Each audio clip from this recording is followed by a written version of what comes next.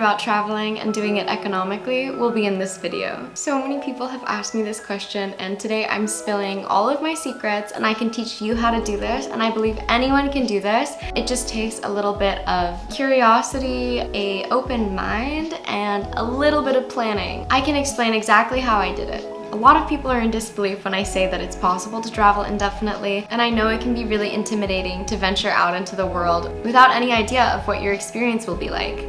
But I believe that travel truly brings out the best in people, and it's a worthwhile venture for anyone in the world. And your horizons will broaden, your eyes will be opened, and you're likely to be a happier individual because of it. I'm going to share all of my practical tips for traveling, how I saved to travel the world indefinitely, and how you can too. I'm also going to explain how I maintain this lifestyle. I'm really excited to give advice to my friends that really want to travel and to my younger friends that are still in high school that dream of traveling the world. This is for you, and everything in this video I swear is possible for anyone watching this. The easiest way for me to do this video is if I'm basically having a conversation with you. So I'm going to relax and try and talk to you from the heart, and none of this is fully scripted because this is just experiences that I've had, and if I think about it too much, I'm just gonna get overwhelmed. So we're gonna start off with the way that I divide how I travel. So split it up into two parts. Basically the saving money part and the not spending money part. And once you figure out both of these things, you're gonna be able to travel the world indefinitely, I promise. So to explain my saving money situation, I basically worked all 4 years of college, and I worked as a waitress, I worked as a bartender, I worked as a ceramic technician, I worked at a Hawaiian grill, and I do think that my time in the hospitality industry was extremely beneficial for my experience traveling, because the hospitality industry is universal and you don't really need language for bartending, barista work, and anything to do with the food and beverage industry. So I think that was a really valuable skill that I acquired, and I know not everyone can be in that industry or wants to be in that industry, but this applies to all part-time jobs. So leveraging your part-time jobs.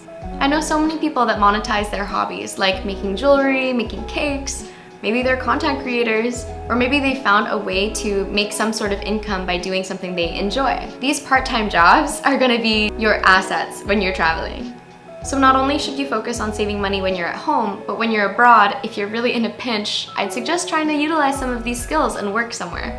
Also, if you're younger and you're in high school or university, it is the best time of your life to save your money.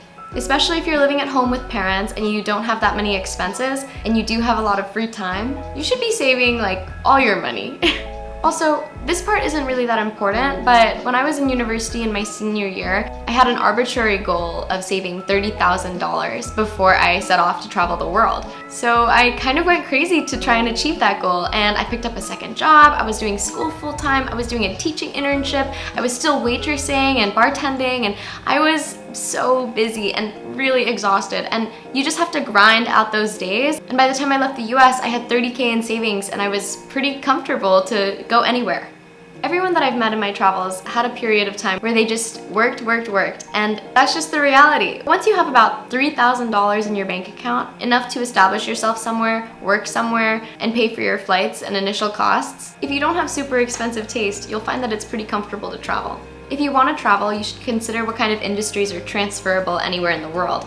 Not only will it help you financially, but it's going to be a really amazing immersive experience for you to work in another culture and experience new things. And even if that means volunteering somewhere and getting free accommodation in return, it's a really beautiful way to connect with people around the world and also feel productive. I again want to emphasize working or seeking opportunities abroad. And with the new age of remote work, there's boundless opportunities for what you can do just with the internet. So having free accommodation in exchange for your labor is probably my ultimate hack. And it's just the most realistic way for anyone to travel abroad indefinitely. There's work opportunities on websites like workaway.com, Woofing, Craigslist, and across websites all over the world. It's really not so hard to find a job anywhere.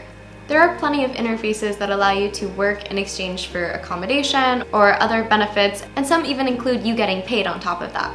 And I've had some really amazing experiences across the world, doing interesting jobs and allowing me to immerse in somewhere incredible. I really think accommodation is the biggest expense for most travelers. And with the way I've been doing things, I haven't been paying accommodation for the past year and a half. So I'm saying it's possible. Anyone with any kind of skill could do it. And what matters is what you want to get out of the experience, and if you're going to be happy simply doing a job to be in a unique environment. And you should try and make the most of that experience, because it's probably going to be temporary. Piggybacking on the idea of free accommodation, I want to reveal the ultimate secret / life hack that my dad introduced to me. So my dad was a host on a website called Couchsurfing.com, and he hosted a ton of travelers in New Zealand when he was living there. He also explained to me that before that website existed, he was couchsurfing with friends, strangers, relatives, anyways. Couchsurfing.com is simply the interface where people that are open-minded enough to invite travelers to their home are. Trust me, I was extremely skeptical of this, and I'm not my dad, I'm a young girl. And of course I would definitely be afraid of couchsurfing, and you have to know the risks involved, but you also just have to have your wits about you, and that's what I've learned from my experience. In the past 2 years, I've used Couchsurfing consistently, and I've had nothing but good experiences. I actually tried it for the first time when I was in New Zealand, because I thought, okay, if my dad was a host here, maybe I'll find a host that's kind of like him. And I met the most incredible person. His name was Mark, true Kiwi, marathon runner, and we actually ran 5 kilometers at 8 a.m. on a Saturday morning because I said yes. After that experience with Mark, I met up with Daniel in Auckland, and he was Maori and taught me so much about New Zealand's culture and history.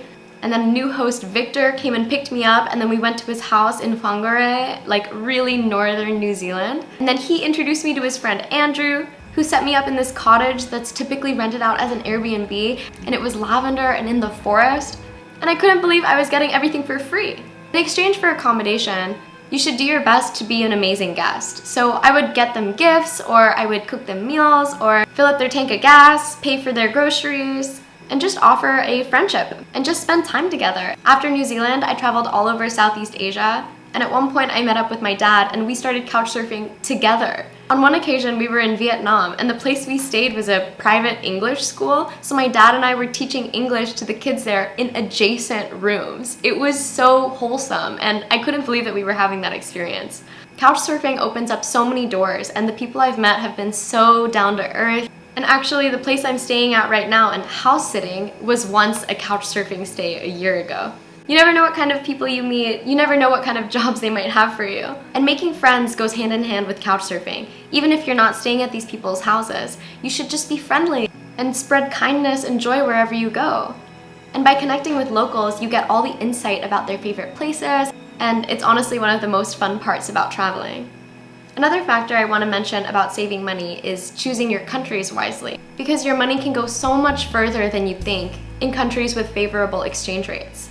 You can live comfortably for much less, and your key expenses, transport, accommodation, and food, can be minimized with a bit of planning.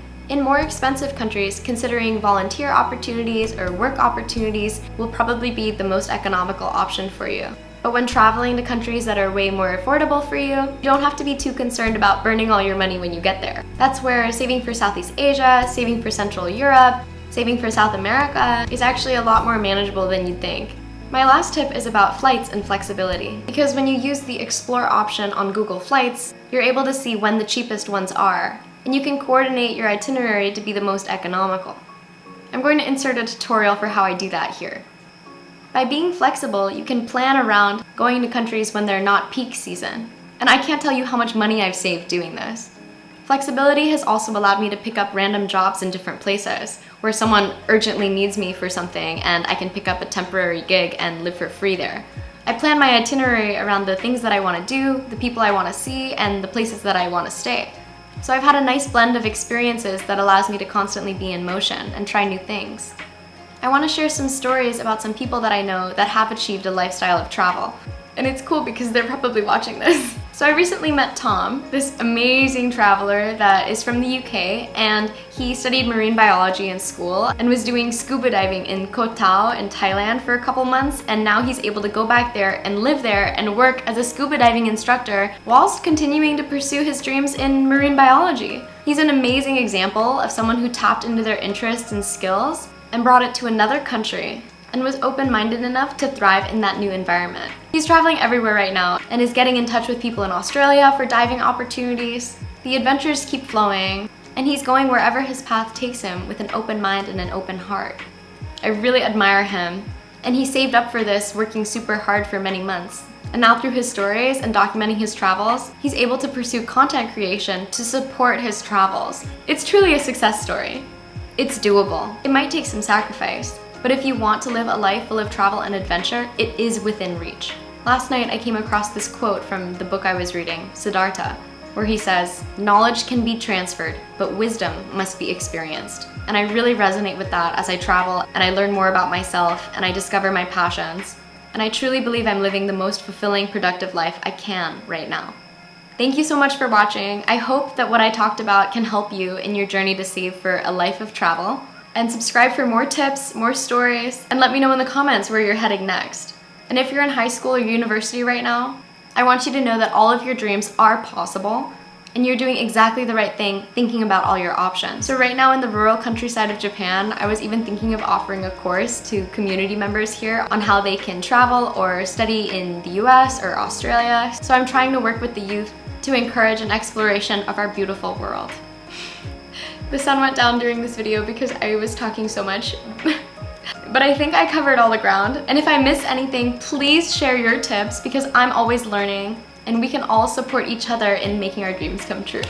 Good night, goodbye, good luck, and happy travels. See you later.